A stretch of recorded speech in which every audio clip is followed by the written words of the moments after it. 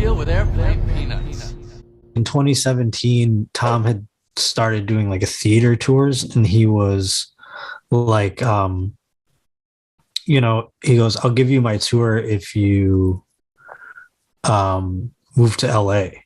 And I was like, wow. well, all right. So I wanted to, if I say no to that, I'm saying no to doing comedy essentially. And I knew I could like make enough. There was no promises beyond that year. So it was like, whatever I have from the end of the summer with full on gigs all the way through to like the new year.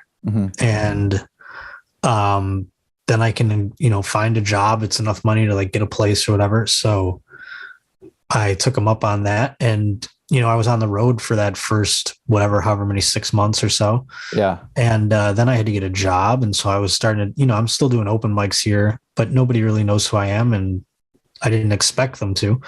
And, now it's only like since right before COVID and since COVID has ended that I've been like just starting to like hang out at the Comedy Store more regularly, where I like know the people that work there. Right. I know, Okay. I've met other comics that like we know who each other are or whatever, but like we never really hung, so I'm starting to like just start doing it. It's almost like it would have happened becoming like a staple 3 years ago. Yeah. But it's like not even a staple, not even that, but just like being around. Like I never was going to the Comedy Store when I first moved here. Like I wasn't my place. You know what I mean? Like I didn't. Right. That makes sense. And now I have like friends who are like, come hang out. You know what I mean? It's not like now you're a peer at the Comedy Store.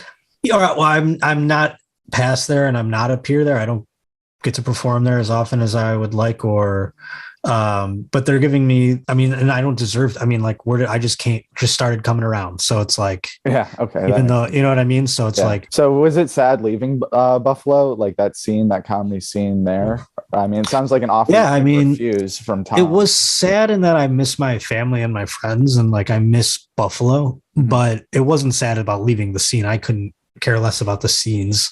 Right. I never was like, there was always this like, we're a scene or whatever. I'm like, this is a fucking solo sport. You know what I mean? It's not that I have my friends in it, and I like would hook people that are my friends in it that I thought were like trying at least gigs.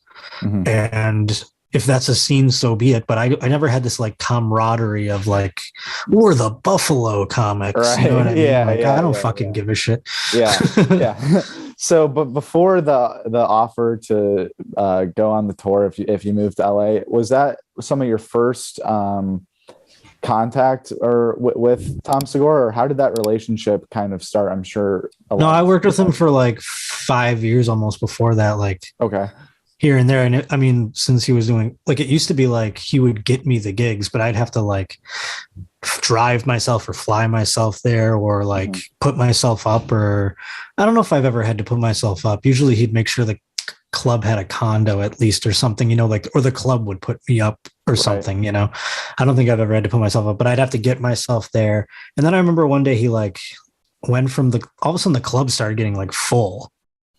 And I'm like, this is crazy, man. And I never really listened to Your Mom's House. I started to, like, after I'd hang out with him a little more. And the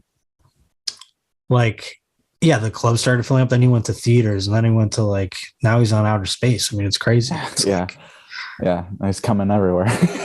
Yeah, dude. It's fucking, now his tours are unreal. But it used to be like, I'd have to, not because he didn't want to or wasn't generous, but it's just the name of the game. Like that's the gigs. If he were buying my plane ticket, he wouldn't have made any money on the gig. You know what I mean? So yeah.